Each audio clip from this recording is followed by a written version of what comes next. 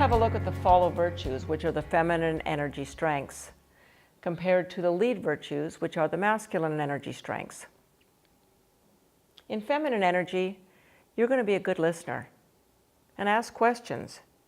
You want to draw out others' opinions, where masculine energy people want to speak and they want to push out their ideas. And obviously, they're better when used together because a good conversation means that you listen and you speak. In feminine energy, you accommodate, while masculine energy will assert. Even in negotiations, there are times when you're better to accommodate others, when it's something small and it doesn't matter. You don't need to assert your opinion on it. But when it's the big things that are important to you, that's when you need to assert, and that's the masculine energy. That's not a time that you want to accommodate. The next is pull versus push. When you're pulling, you're using feminine energy because you're pulling ideas and thoughts and opinions out of others. And when you're using masculine energy, you're pushing out what you want to have happen. In feminine energy, you're very supportive. There's a leader, and you support what they want to do. Whereas masculine energy, they direct the action, they make the plans, they do the organizing. Feminine energy allows things to happen, while masculine energy establishes boundaries. It's interesting, sometimes you don't need to use masculine energy to establish a boundary. Sometimes you can just allow things to happen. You can give it space, and other people come to the right conclusion without you having to tell them. And if they come to the right conclusion, they feel better about it themselves. They have more buy-in. So there's a time for you to use masculine and a time for you to use feminine. And it's up to you to choose the right time for each.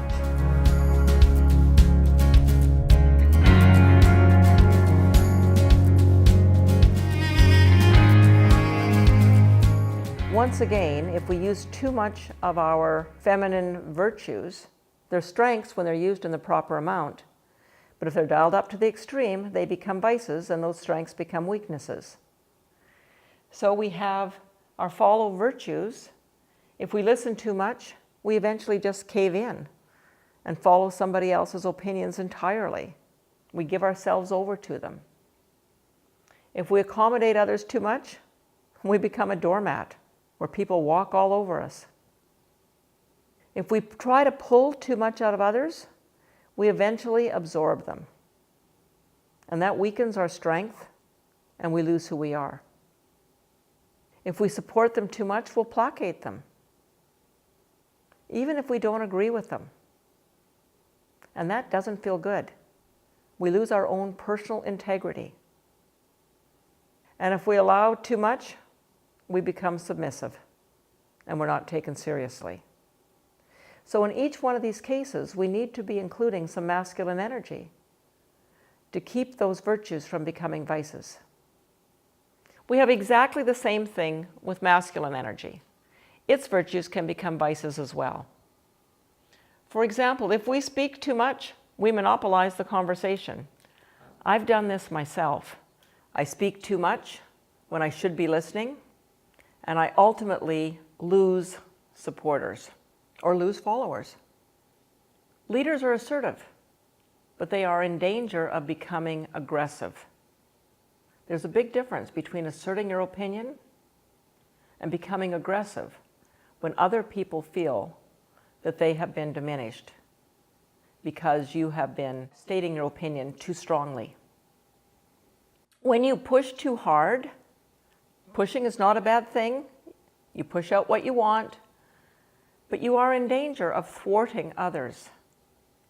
And once again, you lose their support. When you direct the activities, it's a good thing, it's a virtue, but you can be in danger of dominating when it's only about you. And establishing boundaries is good. The problem is sometimes you subjugate others. So for all of these, when you pay too much attention to yourself as the leader and not enough to your followers, you're in danger of losing them. So you want to make sure that you introduce some feminine energy followership to step out of the leadership position for a moment and listen to your followers and pay attention.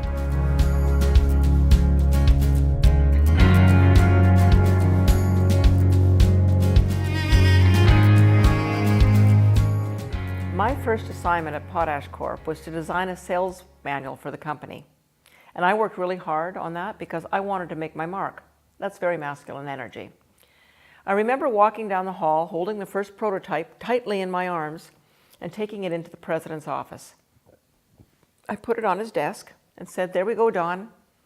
Tell me whatever changes you'd like to have me make, and I can do that before I present it at the sales meeting." And he said, "Oh, this is great. We've needed this for a while. But by the way, you won't be going to the sales meeting." And I felt like someone had kicked me in the stomach. I said, "How can that be? This is my program. I need to be there to explain it." And he said, "You know, there's a lot of swearing at these meetings, and that's just not appropriate for a woman to be there." And I said, "Well, you forget that I grew up above a bar in a small town hotel. There's nothing these guys can say that I haven't heard." And he said, "Oh, I know you can handle it, but they need to come and blow off steam. And it's not appropriate for you to be there." Well, I didn't stay too much in my feminine energy and overly accommodate him. I drew a line in the sand and said, "I really think that I need to be there. I need to explain this program for it to be successful." But I wasn't aggressive. I didn't go too much into masculine energy either and demand that I be there and become aggressive. Instead of that, I went back to my feminine energy and I allowed him to think about how he might make this work. And I said, "I hope you'll change your mind. I really think that that will be the best success for this program." And then I went down the hall and I talked to my mentor and said, "I need your help to get me to the sales meeting." I wasn't afraid to speak out and ask for what I needed. I needed his support. And then I went to all of my guys in my network, people who I knew would be going to the sales meeting because they weren't women and being left out. And I said, "I need your help to get me there. Talk to your bosses. It's not fair." And they agreed to do that. Well, between my mentor and my network, I was included in that meeting. I broke that glass ceiling. My sales manual was a success, and women have been going to those meetings ever since. I didn't fall too much into my masculine energy by monopolizing the conversation or being domineering. I also didn't fall too much into my feminine energy, where I was submissive and placating. Instead of that, I went back and forth, leading and supporting, until I got the result that I wanted. That's the value of gender physics.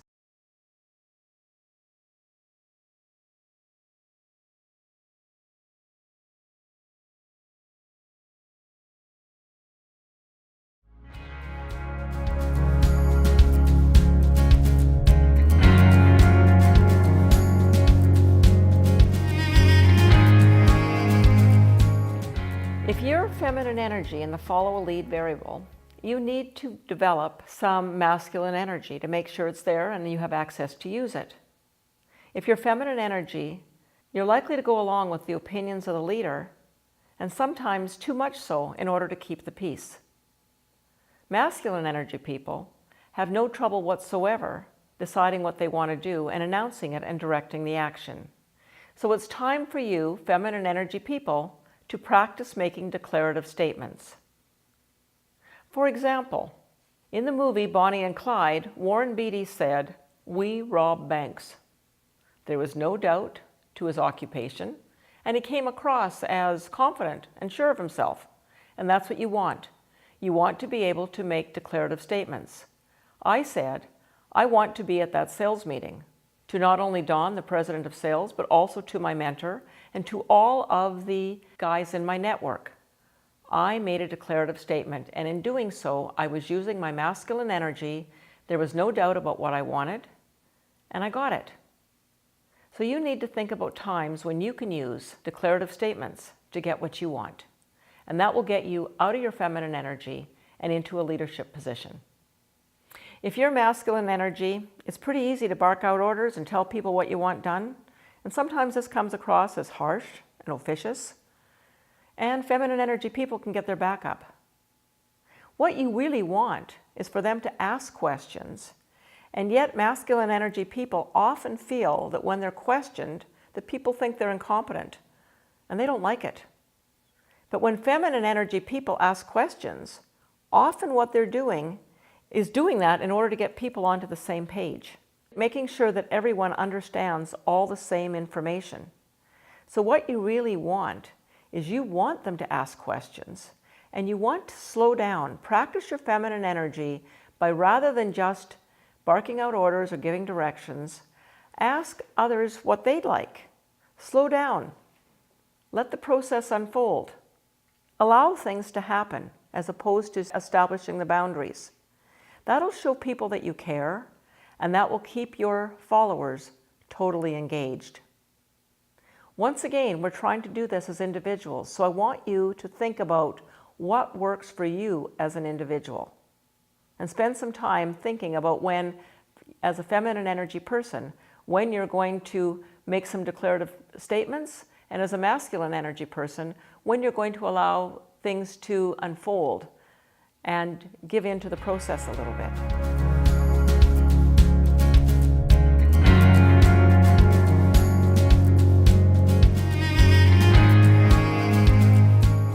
Those who operate with feminine energy in the build-win variable like to put in place the building blocks to make things happen. Those who operate with masculine energy in the build-win variable, they want to get to the goal as fast as they can, and they want to get there first. Those who operate with feminine energy in the build-win variable, they like the collaborative process. They like to meet people where they're at. They like things to grow organically over time, and they really focus on the relationship. Those who operate with masculine energy in the build-win variable, they are really conscious of power over and power under, and they always want to be in the power over position. They love a game, they like to compete with colleagues, and it's really important for them to win. They always have an eye on the prize, and they want results yesterday. They see life as a series of negotiations and are very quick to establish a pecking order. A metaphor for the build-win characteristic would be like the Tour de France versus the triathlon. In a Tour de France, you have a team that works together, and even though there ends up being one winner, it doesn't happen without a collaborative process. Meanwhile, the triathlon, one person has to swim, cycle, and run, and they have to get the very best score they can for themselves without any help from anyone else. So one is about winning collectively, and one is about winning individually.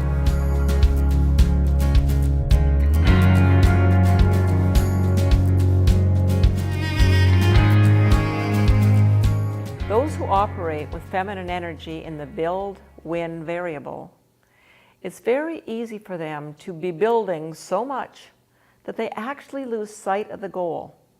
They can become disheartened and dismayed because they really don't know where they're going to end up. They're just too much in the process. Those who operate with too much masculine energy in the build-win variable, it's only about first place for them. Nothing else counts. They don't see life as a series of steps to get there. Every contest is only this contest, and every contest must be won.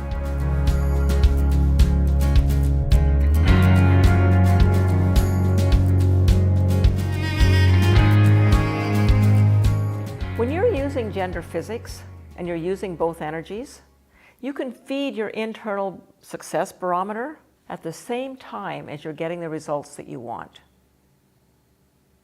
I watched this with Natalie Portman when she won the Oscar for Black Swan. And I saw her interviewed live in a very intimate setting. And here's something she told about herself. She loves constructive criticism. It's an important part of her building process. She says that if she acts a scene and people say, "Oh, that was fantastic, that was wonderful," she kind of goes ho-hum. But if somebody steps in and says, "Let me tell you how you can make that better," she rises to attention, she sits a little taller, and she comes to life because she wants a better performance. So she uses gender physics because she builds the very best performance she can, and ultimately that made her a winner. If she had only focused on the win, on the Oscar, she probably wouldn't have paid attention to the performance that got her there. But if she'd paid so much attention to the performance that she just kept going deeper and deeper and deeper into it, she'd have never gotten finished. She would have never come out with her objectives on the other side of having her best performance, which ultimately won her the Oscar.